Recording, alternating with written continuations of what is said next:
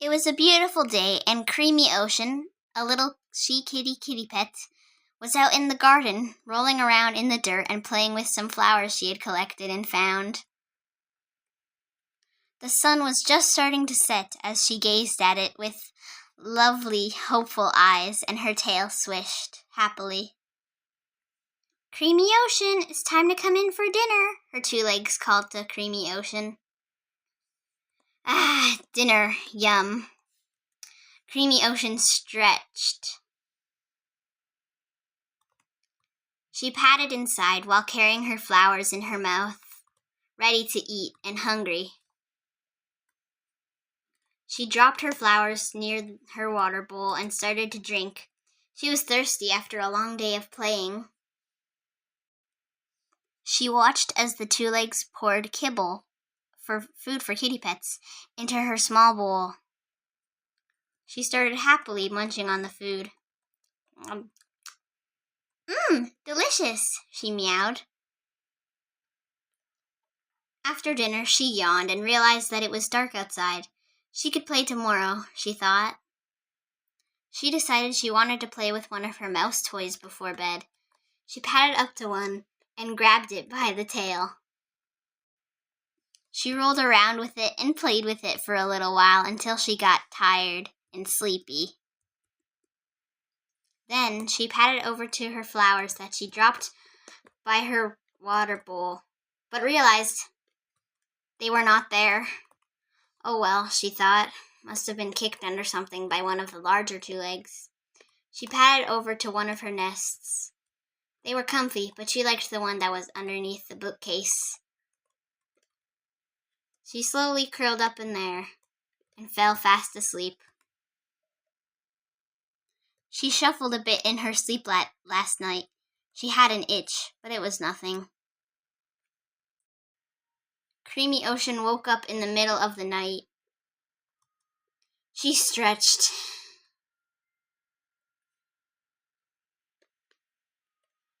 and yawned. She decided she would go on a walk to explore a bit. She padded out through the side kitty door of their house.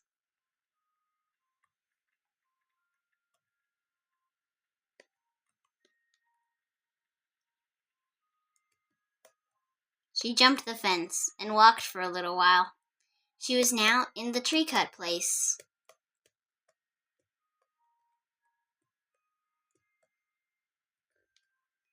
She went up to the big, stinky thunder path and sat by it.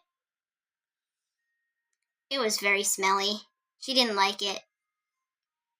She decided to go and explore on the other side a little bit.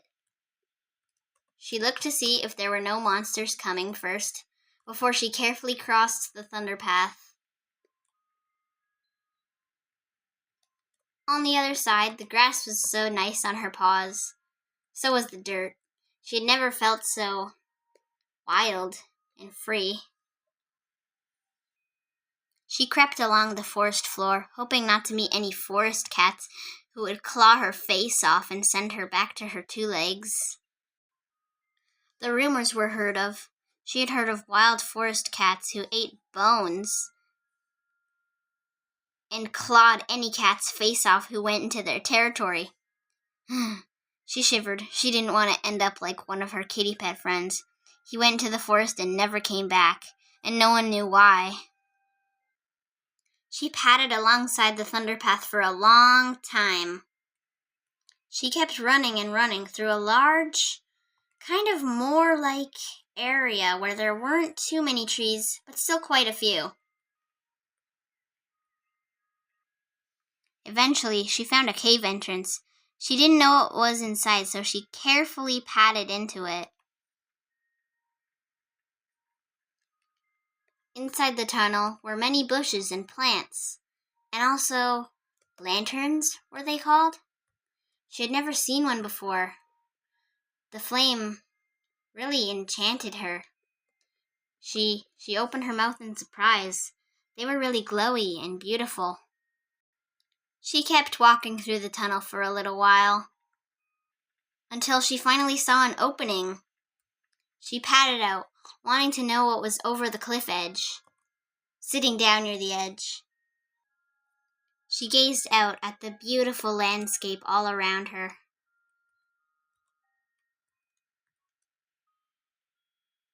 It was the beach. She had never been to the beach before, but she had heard tales of it from the other kitty pets that lived in her area. She knew that there was a lot of water, and that it was called the Sundrown Place. There was also a lighthouse that she had heard many cats speak of.